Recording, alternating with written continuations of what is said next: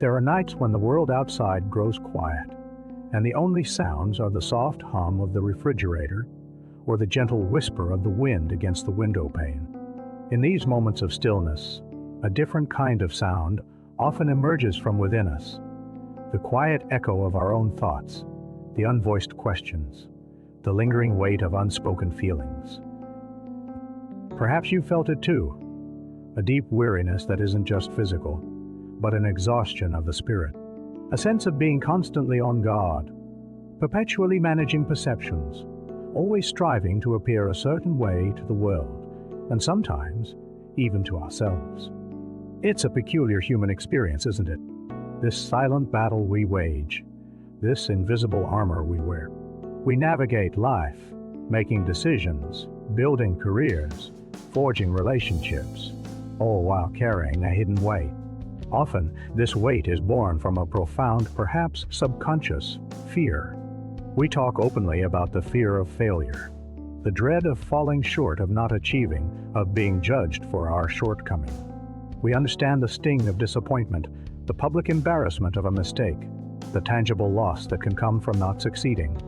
And yet, there's another fear, a quieter, more insidious one, that often holds us captive more powerfully than the fear of failure ever could.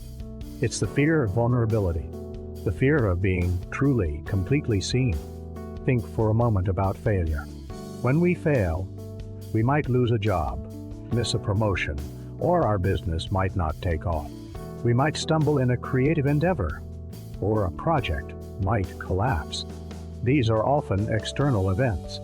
Our actions are judged, our capabilities questioned. But with time, we can recover. We can learn from our mistakes, pick ourselves up, try again. Failure, in many ways, is a measurable outcome. It's a moment in time, a tangible result that we can analyze, dissect, and often move beyond. We can say, I failed at X, and still feel like I am a whole person. But what about vulnerability? What does it mean to be vulnerable? It means exposing the raw, tender parts of ourselves. It means admitting we don't know, that we're scared, that we're imperfect, that we need help, that we are deeply moved or utterly heartbroken. It means letting someone see the messy, unedited version of who we are, without the carefully constructed facade. And in that act, something far more profound than failure feels at stake. It's not our actions being judged, but our very being. It's not about losing a tangible outcome. It's about risking the rejection of our core self. Why is this risk so much more terrifying? Perhaps it's because failure often involves a performance, an attempt that falls short. But vulnerability involves stripping away the performance. It means revealing the true self underneath, with all its perceived flaws and insecurity. To open up, to truly connect, we must drop our guard. We must lay down the burdens of perfection, the pretense of having it all together. And when we do, we stand exposed, naked, to the potential judgment, dismissal, or even ridicule of others.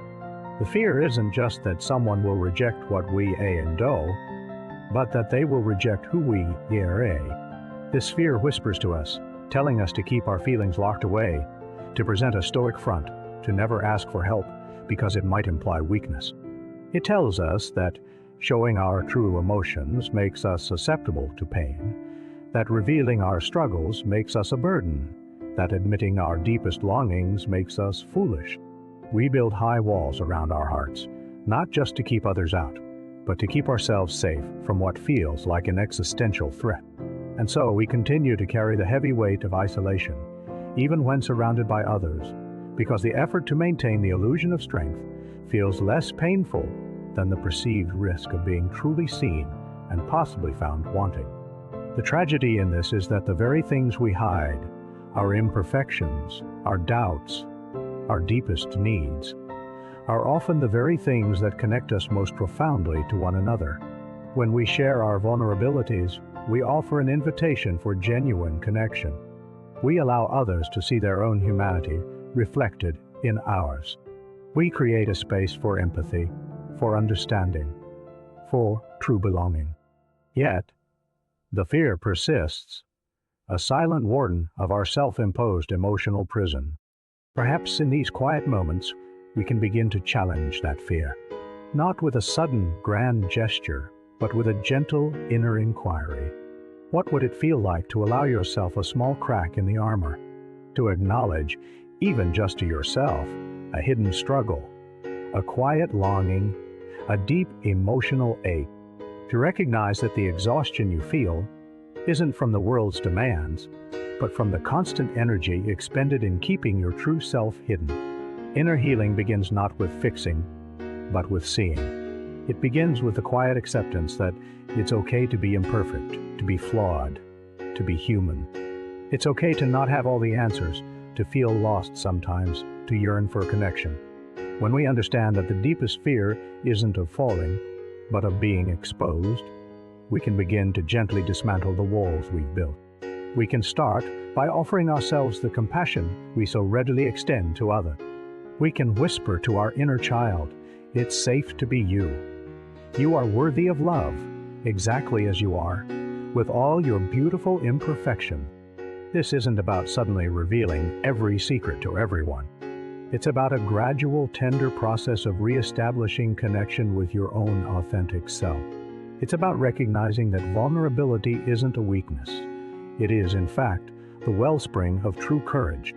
It takes immense strength to stand openly, authentically, in a world that often values polished facade. And in that courageous act, a quiet freedom awaits. A freedom from the crushing weight of pretense. A freedom to simply be. So, as you sit in the quiet of your own space, perhaps reflect on this. What if the greatest strength isn't in never falling, but in daring to show the tender part of yourself that picked you up again? What if true peace isn't found in avoiding judgment, but in understanding that your worth is inherent, untouched by external opinions, or even your own perceived flaws? What if the path to belonging, to genuine connection, lies not in hiding, but in the quiet, profound courage to be truly seen?